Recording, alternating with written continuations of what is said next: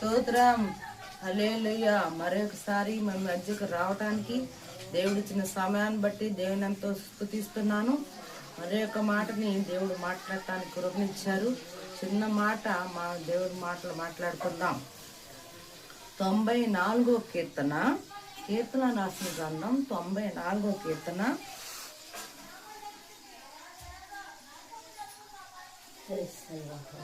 19వ వచనం చదివి దేవుని నామాన్ని మహిమపరచుకుందాం.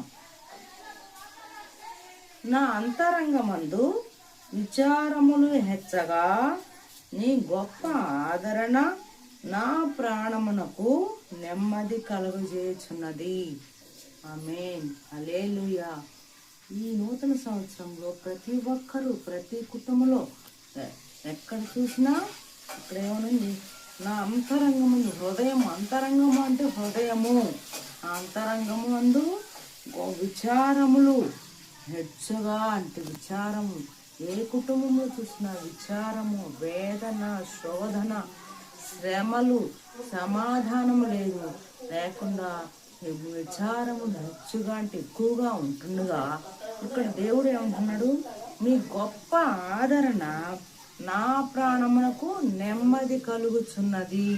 అంటే ఎవ్వరు ఆదరించేవారు లేరు. ఈ బంధువులు, స్నేహితులు ఎవ్వరు చూసినా ఇరుగు పొరుగు వారు మన ఎవరు ఆదరించేవారు, ఆదుకునేవారు ఎవ్వరూ లేరు. కానీ మన ఆదరణ ఇక్కడ గొప్ప ఆదరణ. యేసయ్య గొప్ప ఆదరించే దేవుడు, ఆదుకునే దేవుడు. ఆదరణ అంటే గొప్ప ఆదరణకర్తగా, అదే పరిశుద్ధాత్మ దేవుడుగా మనలోకి వచ్చినప్పుడు మన విచారములు తీసివేయబడతాయి.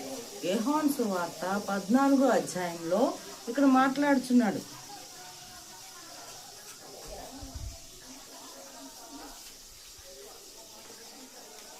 యోహాను సువార్త 14వ అధ్యాయం 16వ వచనంలో ఏమంటున్నాడంటే, నేను తండ్రిని వేడుకొందును మీ యొద్ద ఎల్లప్పుడూ ఉండుటకై ఆయన వేరొక ఆదరణకర్తను లేక ఉత్తరవాదిని అనగా సత్యస్వరూపియగు ఆత్మను మీకు అనుగ్రహించుచున్నాను అని దేవుడు ఇక్కడ మాట్లాడుచున్నాడు. ఇక్కడ ఏం చేస్తున్నారు, మనం హృదయంలో అంతరంగం అంటే హృదయంలో విచారములు మనకి ఎక్కువగా వచ్చినప్పుడు ఏం చేయాలి, తండ్రి లేని యేసయ్యని వేడుకోవాలి.